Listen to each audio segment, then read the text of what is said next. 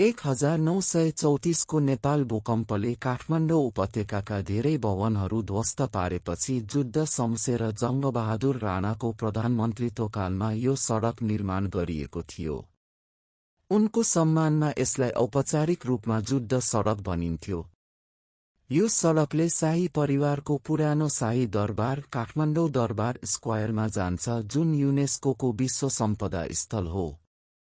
नयाँ सडकका बासिन्दाहरू प्राय नेवारहरू हुन्। निरङ्कुश राणा शासनको पतनपछि यसको नाम नयाँ सडक राखिएको थियो। नयाँ सडक शहरको वित्तीय र व्यावसायिक केन्द्रको रूपमा सेवा गर्ने एक प्रमुख 2 लेनको सडक हो। काठमाडौँको मुटुमा अवस्थित यो बैंक, व्यवसाय र पसलहरूले भरिएको एक व्यस्त उच्च सडक हो। राजमार्ग नभए पनि यसले शहरको अर्थतन्त्र र दैनिक जीवनमा महत्त्वपूर्ण भूमिका खेल्छ।